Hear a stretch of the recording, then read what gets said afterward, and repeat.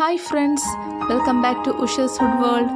ഇന്ന് ഞാൻ വന്നിരിക്കുന്നത് ക്രഞ്ചി ആയിട്ടുള്ള സ്വീറ്റ് പൊട്ടറ്റോ ചിപ്സിൻ്റെ റെസിപ്പിയുമായിട്ടാണ്. ഉരുളക്കിഴങ്ങിൻ്റെയും കപ്പയുടെയും ചിപ്സ് എല്ലാവരും ചെയ്ത് നോക്കിയിട്ടുണ്ടാവാം. പക്ഷേ ഇത് അതിൽ നിന്നും വ്യത്യസ്തമായൊരു ടേസ്റ്റുള്ള ചിപ്സാണിത്. കുട്ടികൾക്ക് ഈ ചിപ്സ് വളരെയധികം ഇഷ്ടപ്പെടും. കാരണം ഇത് ഏകദേശം ഒരു ബിങ്കോയുടെ ടേസ്റ്റാണ് ഇതിനുള്ളത്. വളരെ കുറച്ച് സമയം കൊണ്ട് തന്നെ നമുക്കിത് റെഡിയാക്കി എടുക്കാൻ പറ്റും. ഇതിനു മുന്നേ ഞാൻ കുർക്കുറയുടെയും മൂങ് ദാൽ ഫ്രൈയുടെയും റെസിപ്പി ചെയ്തിട്ടുണ്ടായിരുന്നു. അത് കാണാത്തവർക്കായി ലിങ്ക് ഞാൻ താഴെ ഡിസ്ക്രിപ്ഷൻ ബോക്സിൽ കൊടുത്തേക്കാം. ഇനി നമുക്ക് ചിപ്സ് റെഡിയാക്കി തുടങ്ങാം. അതിനായി 1/2 കിലോ മധുരക്കിഴങ്ങാണ് എടുത്തിട്ടുള്ളത്. ഇനി ഇതിൻ്റെ തൊലി കളയണം. ഒരു പീലർ ഉപയോഗിച്ചാണ് ഞാൻ തൊലിയുടെ കളയുന്നത്.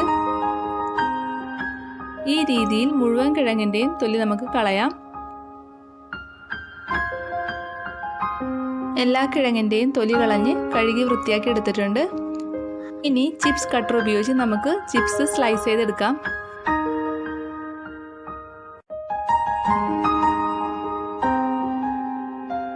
ഞാൻ മുഴുവൻ കിഴങ്ങും സ്ലൈസ് ചെയ്തെടുത്തിട്ടുണ്ട്. ഏകദേശം ഈ കനത്തിലാണ് വേണ്ടത്. ഞാനിവിടെ ഒരു ചീനച്ചട്ടിയിൽ എണ്ണ ചൂടാക്കാൻ വെച്ചിട്ടുണ്ട്. വെളിച്ചെണ്ണയാണ് എടുത്തിട്ടുള്ളത്. ഏത് എണ്ണ വേണമെങ്കിലും നമുക്ക് ഉപയോഗിക്കാം.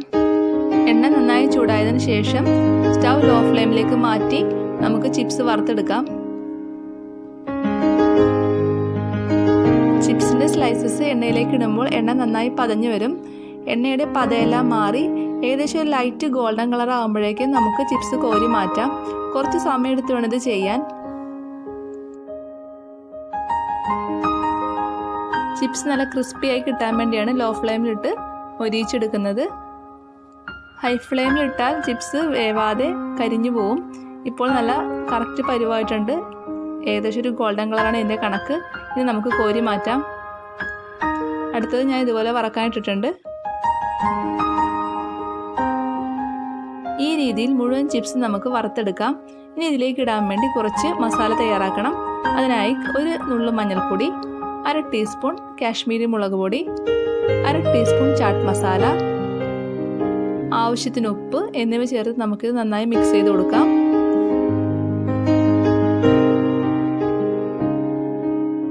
മുഴുവൻ ചിപ്സും ഞാൻ ഈ സമയം വറുത്തെടുത്തിട്ടുണ്ട്. റെഡിയാക്കി വെച്ചിരിക്കുന്ന മസാല ചിപ്സിലേക്ക് ഇട്ട് കൊടുക്കാം.